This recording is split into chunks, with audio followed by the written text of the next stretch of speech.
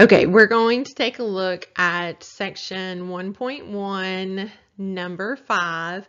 I consider this to be probably the hardest problem. Like, it may be the hardest problem in the entire course, and why it's like in the get-go in the very first section, I don't know, but when I first started teaching this course, it took me an entire weekend to solve this problem, and yeah, it was just really a tough question. And so I decided I would dedicate an entire video just to this problem, so to help all of my students out. So you're welcome. And what I want you to do is I want you to put your pencil down. So, and I really mean it. You're going to thank me later. I promise you will thank me. Put your pencil down. I really mean it. Those of you that you're just like, no, I have to take notes on everything she says. I promise you there'll be times later to take notes. Put your pencil down. You're just going to want to watch this to begin with. So put your pencil down. You got your pencil down? Okay, so put your pencil down. All right, now let's take a look at this and take a deep breath. It actually turns out to be a neat problem, but it doesn't seem that neat to begin with. So, but anyway, let's take a look at it. Okay, so first of all, to introduce you to the problem, I decided to do like a miniature version of the problem. So that's where this part came from. So the graphics are not that great, but I figure you'll forgive me on that. So first of all, it says to use the map in the figure to determine the number of different paths from point A to point C, no backtracking. So I need to explain kind of what this means. So let's underline number of different paths. So we're going to from point A to point C. All right, so that's our important stuff, no backtracking. And I'm sure you're just wondering what in the world is backtracking. So we will discuss what is backtracking. All right, so the number of paths is going to be what my answer looks like.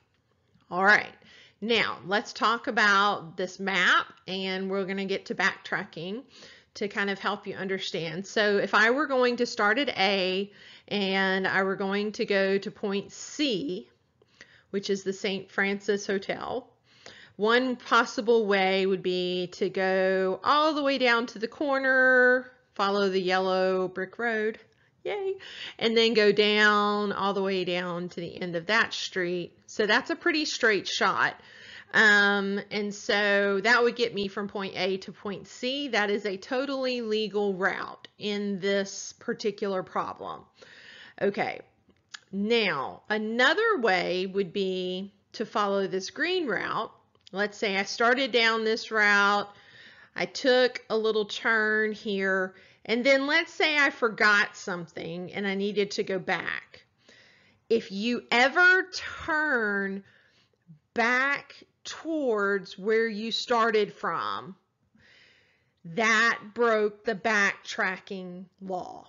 Okay, that's that backtracking rule. And I wanted to put in like one of those scary soundtracks, you know, like buzzer sounds or something, but then I thought, you know, there may be one of my students that has like a heart palpitation problem or something, so I decided I wouldn't do that. But just imagine that that sound is there. Ba ba bum. Yeah, just imagine. All right, so anyway, no backtracking. So that's what backtracking means. You can never turn back towards where you started from. So as long as you're always going towards your goal, you are perfectly legal. You just cannot go backwards where you started from. That's called backtracking. All right, everybody clear as mud? Good. This means yes. Okay, I see you all shaking your head in virtual land. All right, now I need to clear my screen because I have too much stuff on it. So I'm going to clear it so that we can actually work this little problem out. So let's clear this up. Okay, now let's actually work this problem. So the way we're going to work this problem is I could go through and I could actually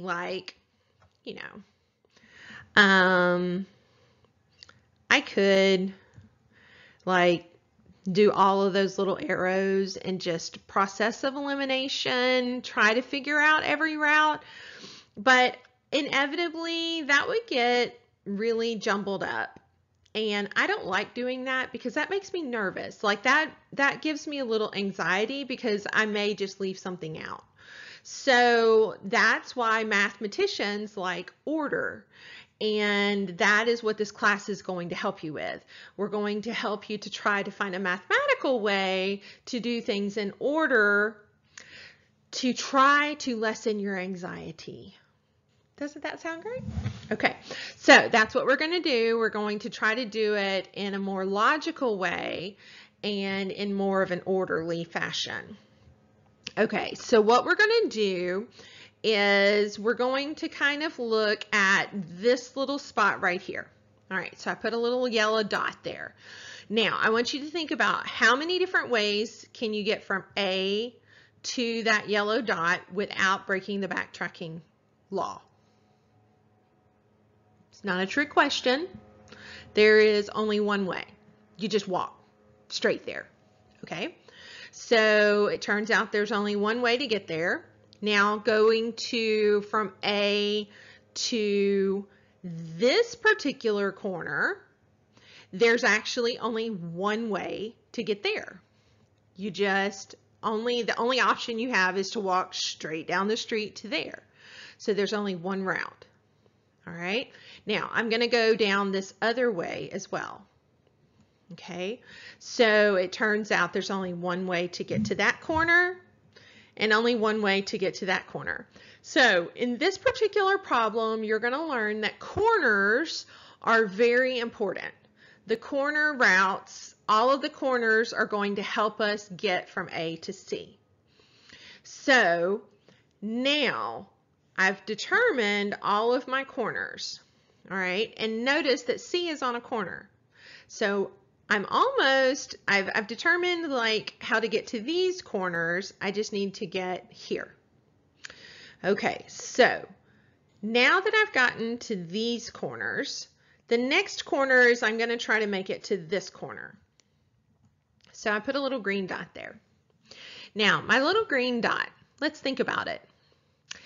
If there was one way to get to this corner and one way to get to this corner, then I wonder how many ways there are to get to Mr. Green Dot corner.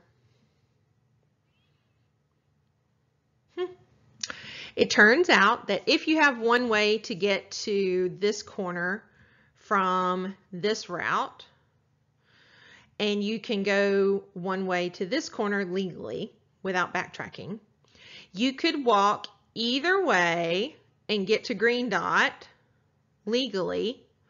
So there are two ways to get to Green Dot corner. Okay, so in the laws of no backtracking. Okay, does that make sense? Let's let that sink in for a second. Everybody sinking in? Okay, you with me? Good, good. Yep.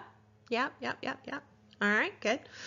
Very good. Now let's go on down the street a little bit. Let's go to Mr. Blue Dot corner. Mr. Blue Dot corner. Now, Mr. Blue Dot corner, he's got a little more options, right? Because look, Mr. Green Dot, he had two ways to get to him. And yellow dot over here's got one way.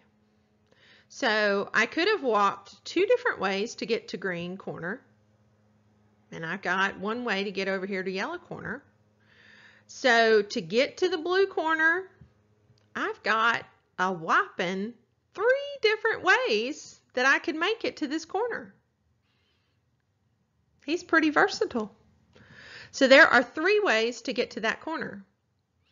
So I can choose to go 2 ways to get here and then jog over here. or come down this way, right? So there's 3 different ways to get to the blue corner. Do you see how I'm combining these corners? These 2 corners combine to give me this corner. Okay, so hopefully by now you're kind of seeing the method to my madness. All right, now I'm almost to C, almost. So purple corner, and then I'm almost there. So purple corner, I've got 2 ways to get to this corner, 1 way to get to this corner. What do you think will be here? Yes, yes, I heard you all. It was beautiful, beautiful, very good answer. 3 ways to get to this corner.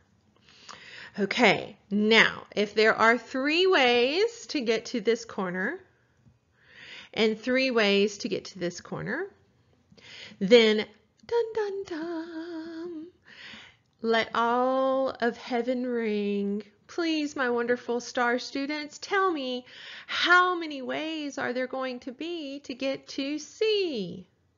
There are going to be a total of, did you say it? Did you say it? There are going to be 6 ways.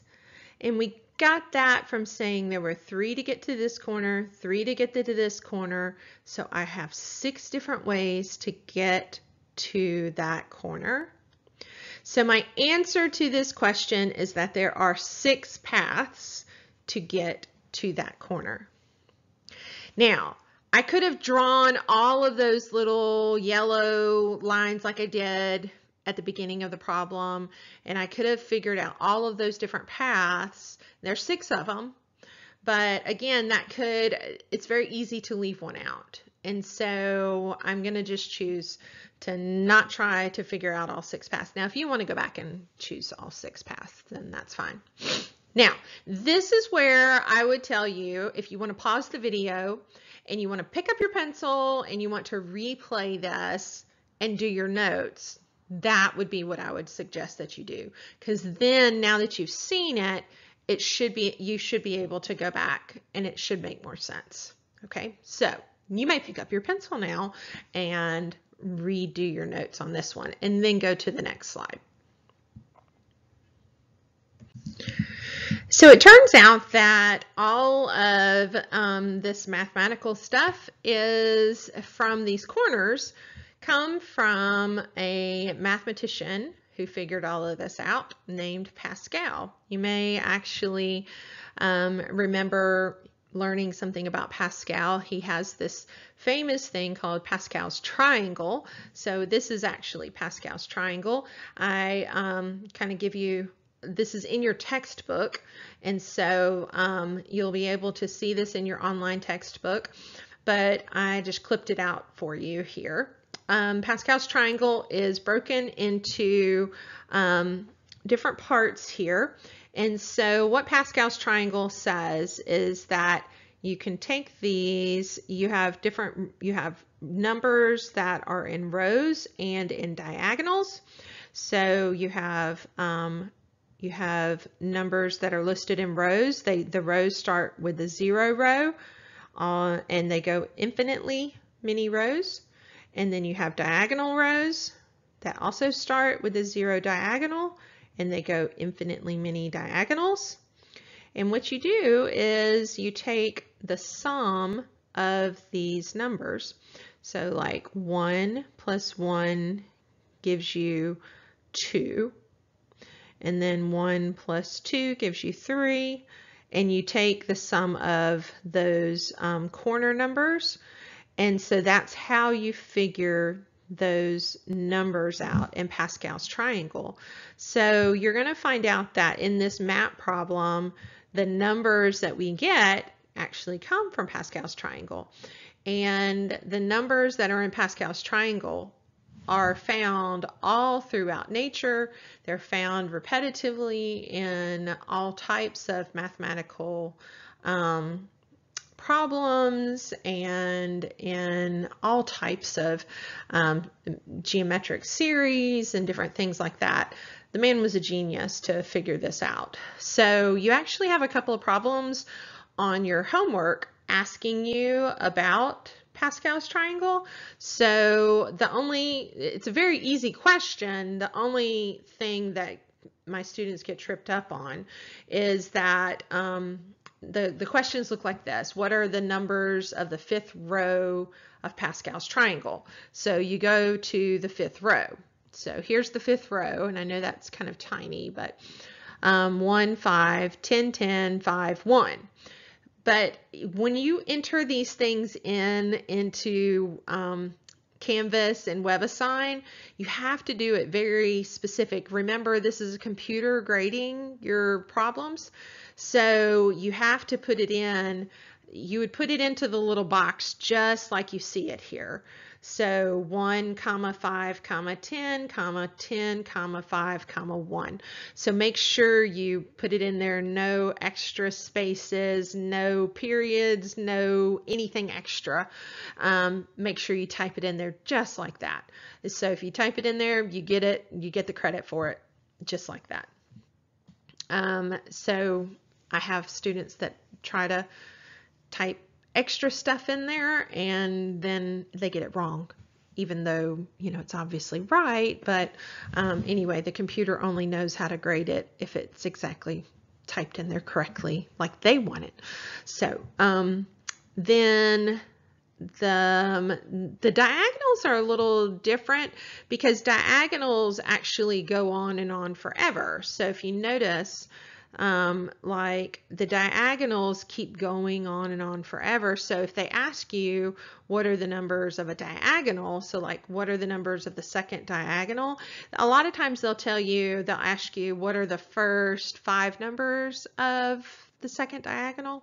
So then you would, you know, they'll give you a set number. So like this would be 1, 3, 6, 10, 13, 21, and then you would put ... So the ellipsis dots at the end, that way you know that that list keeps going on forever. So so sometimes they'll ask you to do it like that. So just know that that's just some tricky things. If there's something tricky with the software, I try to let you know about that as well. So that's one of those little tricks. So just make a note of that. Okay, here is the actual dreaded problem number 5 that is in your homework. This is the actual problem. So I'm going to kind of go through the first part of the problem a little bit faster because it's very similar to what we just did a second ago. Use the map in the figure to determine the number of paths from point A to point J, no backtracking. Okay, so same exact thing with the backtracking. Same rules apply. All right, so here we go. You ready? Deep breath. I would, if I were you, I would put your pencil down and just watch for the first time. So, okay, here we go. The first thing I want you to think about is I took all of the side streets. So basically we're looking at, and this is a much bigger area, but we can, if you look at all of these blocks going down the outside here and then down this. So we have 2 blocks going down and then 1, 2, 3, 4, 5, 6 blocks going down this way to get to point J. All right, so we got to make our way a pretty good ways down this city streets here.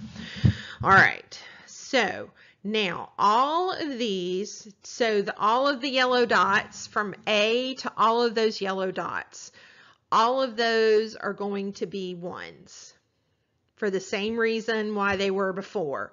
There's only one way to get to all of them, right? Just the straight shot to all of them. Okay. So hopefully you agree with me on that. There's only one way to get to all of them. Now we're going to quickly make our way through the inner part. Okay, so We did this just a few minutes ago. We combined these two corners here to get the blue dot. We got that that's 2. Then we're going to go to the green dot. We combined these two corners, 2 and 1, and we got 3. Okay, now we're going to come here and we are going to get purple dot, and that's going to be 3. You tell me what orange dot is going to be. So I'll give you a second. Hopefully you saw that orange dot would be 6. Okay, this is exactly the same problem that we just did. That's as far as we got. So that's just like A to C that we did just a few minutes ago. So nothing different. Those are the same number of corners that we just did.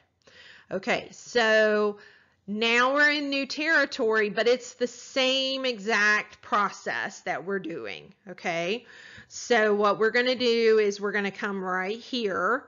We're going to look at this reddish color, whatever color that is. And we're going to look and we're going to combine this 1 and 3, and that is going to be 4. We're going to go next down to this street. Again, I'm just building my way down my streets to get to J, okay? So we're going to get to this corner right here. So this blue corner, and it's going to be 4 and 6. That's going to give me 10, okay? All right. Those are all pretty straightforward. Now, things are going to start getting a little different. And here is where this problem started giving me fits whenever I started working on this problem, okay? Because I ran into this little guy right here. And I ran into that little thing and I sat there forever and I thought, what is that? I'm like, that's like an alleyway. That's like one of those little roads you don't travel down, you know? I'm like, why did they put that into this problem? That was not nice. I mean, you know, where I'm from, you don't travel down roads like that. You know, I'm from like rural Alabama places, and we're just told you just don't go down roads like that. So why do you put it in a problem? I don't know. Anyway, these city folks, if you would just stay off of those alleyways. I call it an alley. Okay, so, but anyway, whatever reason, J is smack dab in the middle of the alleys. I don't know why J has to be in the alley district. Okay, so we've got in the alleys. Don't let your children go to J. But anyway, we have to figure out what to do with J in these alleys. And that little thing bothered me. I didn't know what to do with it. It literally took me a long time to figure out what to do with it. So I really had to think about it. And so when I really thought about it, I finally figured out, I was just like, okay, well, really, if there's only one way to get to this little dot, because of the backtracking issue, finally, after I had great weeping and gnashing of teeth, I was just like, well, dumb Lisa, there's only one way to get to it, because there's no other way to get to this little spot other than to get to it the same way you got to this little guy. So then I said, okay, there's only one way to get to it. And then I moved on with my life. So there you have it. There's only one way to get to that little spot. Notice I gave it a black dot because I don't like that spot, just so you know. Okay, so then now we have to go to the next spot. All right, little turquoise corner. All right, so then I was just like, well, what numbers do we use for him? So I suppose that you're going to have to use this little black dot and this 4. Because, I mean, you could come through the alleyway or come to this corner. So that's what I did. I combined those little 2 guys right there. And when I combine those, I get a 5. Okay. And then bless me if there's not another alley. I'm just like, what is wrong with these people? Okay, so then there's an alley. And I'm just like, okay, let's not freak out over it. Another alley. And it really has to be the same thing because it's the same situation. I mean, really, if you think about it, if there's 5 ways to get to here, there has to be the same 5 ways to get to here, because otherwise you would break that backtracking law and you would have those backtracking police come after you.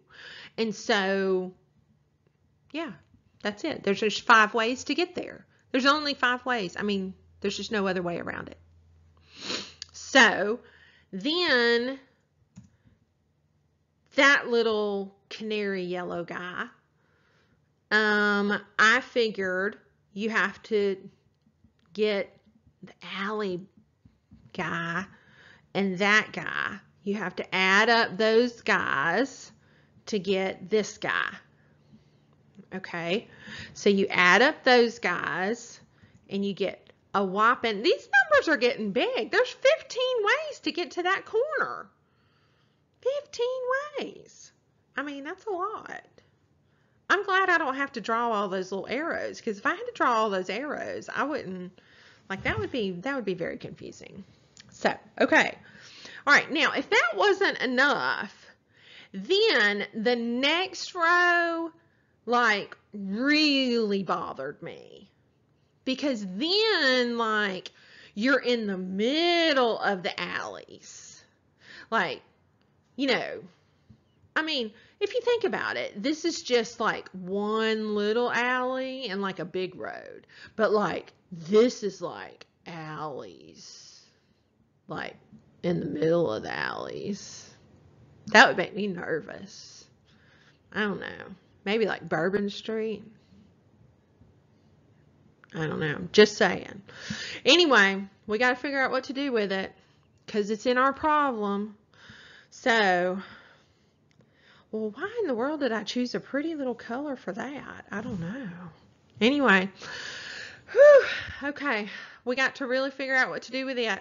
So, to figure out what to do with it, I just went with it, okay? So, I went with that. It had to be, the only way to get to this little guy was to use these 2 corners, because that's the only way you could do it without backtracking. Is the only way to get to that little bitty thing in the middle of nowhere. Yeah, that's the only way to do it. So I gave him a 2. That's the only thing I knew how to do. All right, so if he's a 2, then that meant that this green dude right here, okay, we combine the 2 and this 5 right here to get green guy, okay? So that becomes a 7, all right? So now, when you're in Alley City, see, I mean, this has all kinds of implications. I mean, you know, I mean, we could get spiritual here, really. We could say, you know, when you start getting into the deep alleys of your life, you know, well, I won't do that. It's math class. right? But we are at a seminary. But no, I won't get spiritual. But I am just saying, you know, you just have to be careful whenever you get into the deep, dark alleyways of your life. It can get really crazy, right? You know, you just have to watch it. So you do have to get crazy. I mean, you just have to watch it. All right. So, all right, now, okay. Then 7 and 5 is going to give you this one. And you really have to be careful. Don't miss any of these little alleyways, okay? If you miss one, it throws the whole problem off. So that's what I'm saying. Don't miss it. All right. So 7 and 5 is going to give you this little guy. So he's blue. And that one's 12. All right. Then finally, we're going to get this green one. And that's going to be 12 and 15. Look how big these numbers are getting. 27. Okay. Okay. Are y'all getting overwhelmed? I'm getting a little overwhelmed. All right. So, these are getting very big. Now, I do have a little bad news for you. The little bad news that I have for you is that I'm not going to finish this problem for you, but I am going to help guide you to the final. All right.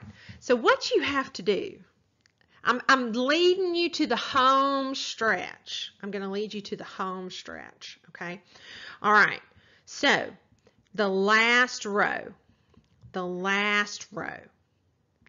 this will get you to J. All right, so here's what you got to do. You've got to get this little guy right here. And how do you get this little guy? You tell me. You tell me. I want to hear it. I can hear it through the screen. Listening.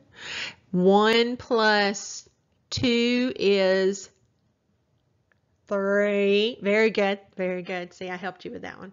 All right. This one is 3. You're welcome. All right, so that one's 3. Then you got to find this one, and then this one. And then finally, that's going to give you J, which is this one. So 1 plus 2 gives you this one. That answer plus that one gives you that one. That answer plus that one gives you that one. That answer plus that one gives you that one. Just make sure you don't make any adding mistakes. If you make one adding mistake, just double check your adding, okay? So if you make an adding mistake, then, yeah, it'll throw everything off. So, but remember that you have like 5 chances on your homework. And so if you get the problem wrong, go back and redo your math and do it over again. Okay.